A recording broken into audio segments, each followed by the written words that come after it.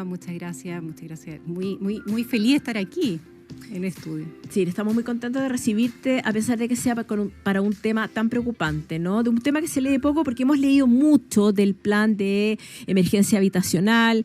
La emergencia habitacional es un tema de conversación, pero dentro de esas personas que están viviendo esta emergencia habitacional están esas personas en situación de calle que probablemente son las más frágiles de las frágiles.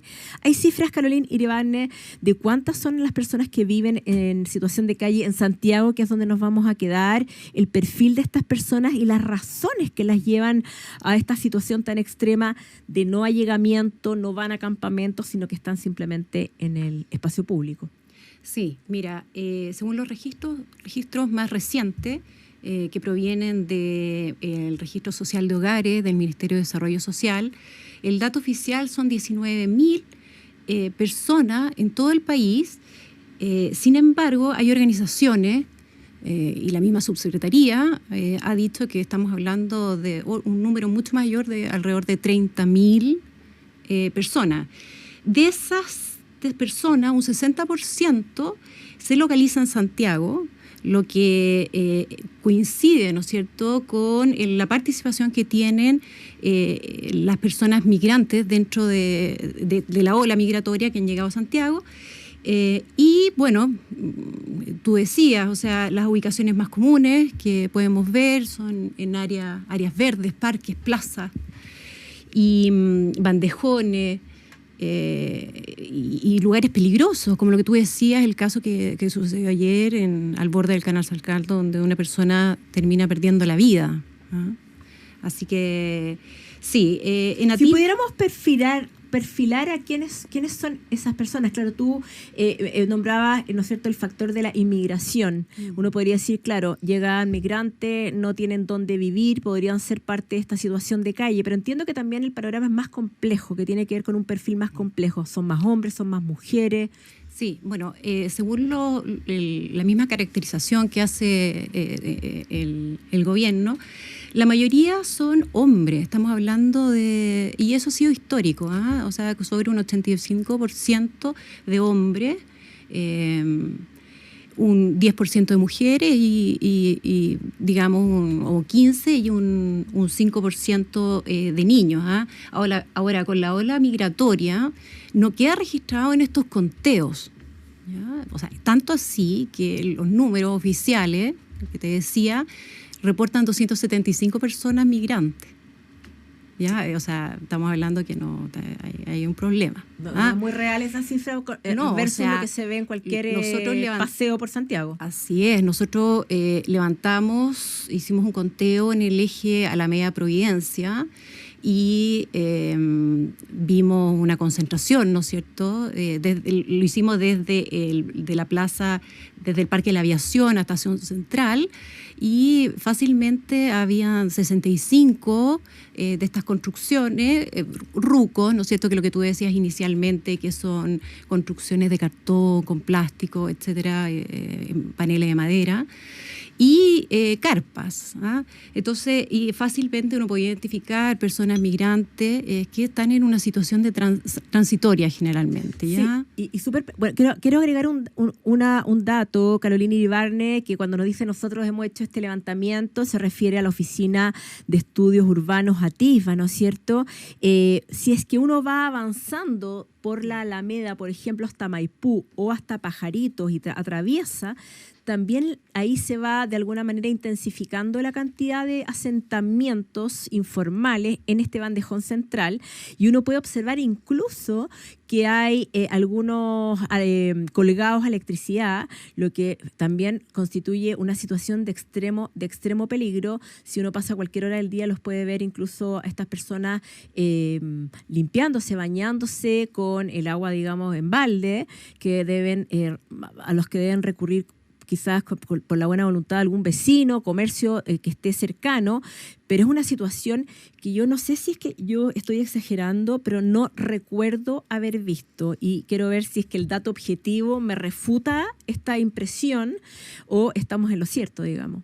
Lo que pasa es que además tenemos una una situación de informalidad que construye un panorama que nosotros estábamos, no lo teníamos registrado, ¿no es cierto? Porque me refiero a que también tenemos utilización del espacio público con mucho comercio ambulante, con comida.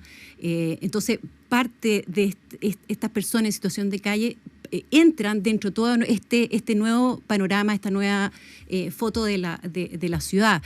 Y bueno, sí, están muy presentes, generalmente estaban en lugares un poco más escondidos, ahora están, como tú dices, en el bandejón de la Alameda, a una cuadra de la Moneda, ¿no es cierto?, del Palacio. Entonces, están muy, muy, muy a la vista y corriendo mucho riesgo, porque están en una arteria sumamente transitada. Además, están en el Cerro Santa Lucía, hay una concentración importante en el borde, en los costados, en una situación de riesgo, de derrumbe, y en torno a también la calle Santa Lucía, que también tiene un flujo importante. Entonces, sí, es una foto, es una imagen, una postal triste y más o menos nueva. Carolyn, para despejar una duda, cuando déficit cero, estoy agarrando tomando esa cifra, ¿no es cierto?, oficial, habla de más de 640.000 hogares en Chile, 2 millones de personas, el 10%, ¿no es cierto?, vive allegada, sin nada, en campamento o en situación de calle. Eso de alguna manera revela algo, se habla de situación de calle, pero revela también la cifra que toma en consideración el Estado, más bien el Ministerio de Vivienda y Urbanismo, cuando realiza este plan de emergencia habitacional, o ese número también es un poquito fantasma, el número de personas. Claro, nosotros hablamos de situación de calle, también el sinónimo que se usa de repente es homeless, ¿no es cierto?, tomando en consideración el término anglosajón. Sí. No, mira, en esos registros no están las personas en situación de calle. De hecho, tampoco, como te decía, ni siquiera están actualizados, ni siquiera están presentes en los municipios muchas veces, no tienen un conteo. Tampoco el del ministerio. Entonces, es difícil que esas personas tú las puedas clasificar para entrar a los programas de vivienda. Entonces, como para poder estimar cuántas casas o cuántas viviendas se necesitarían para cubrir sus necesidades.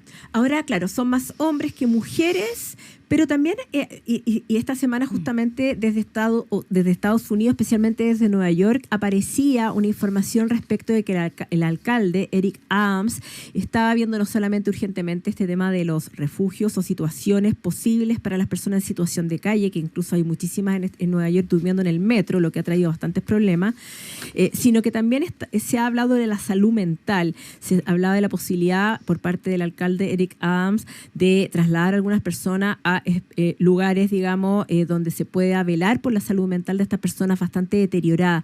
¿Existe vuelvo a Chile, existe una correlación entre personas en situación de calle y una salud mental especialmente deteriorada? ¿Eso está documentado?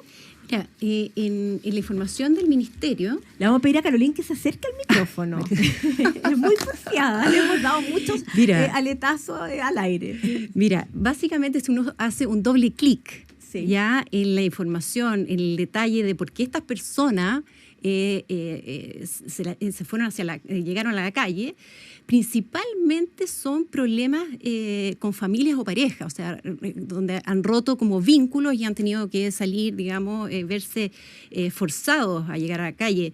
Hay un segundo grupo que es el consumo de alcohol y droga, ¿ya? Que representa un 18%, que es menor.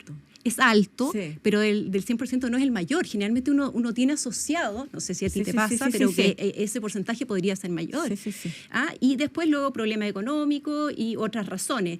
Y aquí hay un número súper interesante y que yo creo que es clave para encontrar el camino, cómo abordar este tema. Porque imagínate, el primer catastro que se hizo fue el 2005 con el presidente Lago.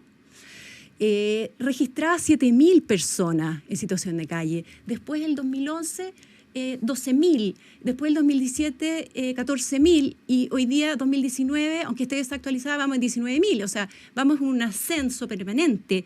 Y si tú piensas entre las personas que se ven forzadas a ir a estar en la calle, que son familias sin pareja, o sea, perdón, con problemas de sus redes familiares y también la gente con problema económico, y un porcentaje que tú logres formalizar de alguna manera de las personas que sí tienen adicciones, tú juntas un 80%, un grupo representa el 80% que tú podrías darle una solución mucho más permanente.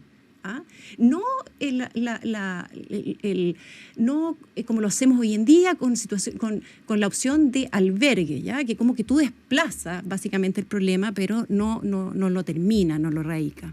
Sí, eso es súper interesante, identificar las razones por las cuales esa persona está en situación de calle y justamente a través de eso hacer una suerte de solución táctica obedeciendo al problema de fondo. Si sabemos que es un tema de salud mental, si sabemos que es un tema de alcoholismo, si sabemos que es dependencia de las drogas o si sabemos un tema relacional con su familia, pero por otro lado también brindando las redes de apoyo a esas personas que corresponden. La pregunta que cae de cajón es si nuestra política pública en Chile está abordando de alguna manera el problema. Me asusta el comentario que realizas que los municipios no tienen un conteo, digamos, al grano respecto de cuántas personas viven en situación de calle en sus comunas. Eso ya es alarmante, pero la política pública en general lo está abordando como tema. Es decir, cuando nosotros pasamos por la Alameda y vemos a todas estas personas viviendo en situaciones así de frágiles, y cuando decimos esta postal urbana no es porque a nosotros como los burgueses nos moleste, digamos, la postal urbana, sino que uno empatiza y uno sufre y uno entiende que ahí hay familias que están en sumo riesgo diario, cotidiano. Entonces la pregunta es, ¿por qué esas personas siguen ahí? Mira, el Estado tiene una subsecretaría, ¿no es cierto?, que ve estos temas de servicios sociales y bueno, ellos también se dan cuenta, pero la red, el Estado tiene programas ya de noche enfocado en niños, enfocado en personas adultas, pero que básicamente tienen una oferta de albergue que no da abasto, ¿ya? Entonces no todos pueden llegar a los albergues, muchos de los albergues ya están con los cupos completos. Y hay que partir, ¿no es cierto? Yo creo que ya la gente que recae y que está constantemente en la calle ya está bastante, como por decirlo, como empadronada de alguna manera. Entonces, lo que hay que hacer es una política como lo hicieron los europeos, como lo hicieron los norteamericanos, y que es lo que posteó, ¿no es cierto?, que nos llamó la atención esta semana el periodista Andrés Azócar, en que hay políticas que son súper efectivas, pero nosotros no las tenemos incorporadas y que creo que es súper importante revisarlas. Te propongo que nos quedan 2 minutos, ¿no? Nos quedan 2 minutos. Te propongo que en estos 2 minutos tú conoces muy bien la estrategia que ha desarrollado Francia al respecto. ¿Cuáles son los pilares de esa estrategia? Mira, básicamente la estrategia de Francia y de muchos de los otros países que se han propuesto erradicar y terminar con este problema, así de frentón, se basa en un pilar de otorgar vivienda, en otorgar una llave a esta persona que tenga una puerta que pueda, ¿no es cierto?, tener un hogar y un futuro, ¿ya? Nosotros tenemos una política basada en los albergues, ¿ya?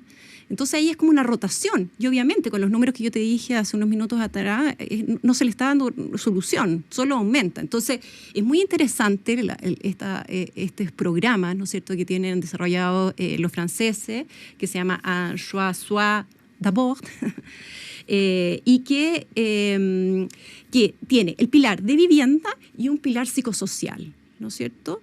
Digamos que 8 de cada 10 personas que entran en estos programas continúan con éxito, ¿ya? Que calza muy bien con el 80% de las personas que te decía hace un rato atrás. Entonces, que pueden salir adelante, que pueden estar en un hogar, por supuesto, acompañado y asistido. O sea, hay mucha gente que tiene muchos problemas y que están solos, sin red de apoyo, y el Estado los va a visitar una vez a la semana a su hogar o donde sea más conveniente, porque hay un trato digno a esas personas. Se le da el techo, que es lo más urgente del día a día, y al mismo tiempo se le sigue en su problema personal con una asistencia especializada, ya sea para resolver el tema relacional de la soledad, de estas relaciones quebradas de con sus familiares, ya sea un problema de adicción, ya sea otro problema, pero en el fondo se les acompaña y se les reinserta. Eso es. Así es.